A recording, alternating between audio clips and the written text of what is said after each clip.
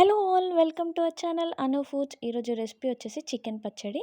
So సింపుల్గా ఈ పచ్చడిని ఎలా చేసుకోవాలో ఈ వీడియోలో చూసేద్దాం. సో ఇక్కడ హాఫ్ కేజీ వరకు చికెన్ అనేది తీసుకున్నాము. సో బోన్లెస్ అయినా పర్లేదు, బోన్తో అయినా పర్లేదు. సో ఇక్కడ పసుపు అని ఉప్పుతో కలిపి పెట్టుకోవాలి. సో ఇక్కడ మళ్ళీ వేరే ప్యాన్ తీసుకొని దాంట్లోకి 2 ఇలాచీ, ఒక దాసం చెక్క, ఒక 4-5 లవంగాలు వేసుకొని వీటిని మంచిగా ఫ్రై చేసుకోవాలి. అలాగే ఇక్కడ ఒక 2 టేబుల్ స్పూన్ వరకు ధనియాలు అనేది వేసుకొని అవిని కొంచెం ఎర్రబడేంత వరకు ఫ్రై చేసుకోవాలి. అలాగే ఒక టేబుల్ స్పూన్ జీలకర్ర, ఒక టేబుల్ స్పూన్ ఆవాలు వేసుకొని మూడిటిని ఫ్రై చేసుకొని ఇక్కడ పేస్ట్ అనేది చేసుకోవాలి. ఇప్పుడు ఒక బాండి పెట్టుకొని దాంట్లోకి 1 కప్ ఆఫ్ ఆయిల్ అనేది పోసుకొని మనం ఏదైతే చికెన్ మ్యారినేట్ చేసుకున్నాం కదా ఆ చికెన్ అనేది వేసుకొని మంచిగా ఆయిల్లో ఫ్రై చేసుకోవాలి.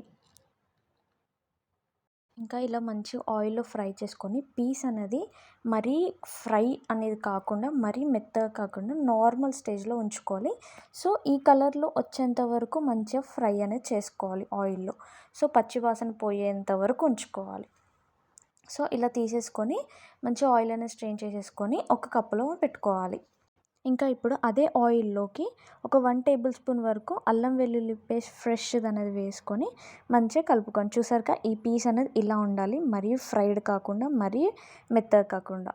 సో, ఆ పీసెస్ అనేది మొత్తం ఆయిల్‌లో వేసేసుకొని మళ్ళీ ఒకసారి అల్లం వెల్లుల్లి పేస్ట్ అనేది ముక్కకి గట్టిగా మంచిగా పట్టుకునేంత వరకు కలపండి.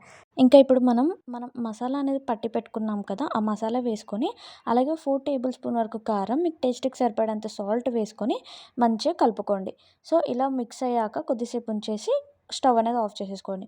ఇంకా ఇది మొత్తం చల్లారాక దీంట్లోకి ఒక 3-4 టేబుల్ స్పూన్ వరకు నిమ్మరసం అనేది వేసుకొని మంచిగా కలిపి పెట్టేసుకోవడమే. ఇంతే అండి. ఎంతో ఈజీగా చికెన్ పచ్చడి అనేది రెడీ అయిపోయింది. ఇది మీ ఇంట్లో ట్రై చేసి ఎలా ఉందో మాకు కామెంట్ రూపంలో తెలియచేయండి. మరి మరొక వీడియోతో మళ్ళీ మీ ముందుకు వస్తాను. అంతవరకు సెలవు.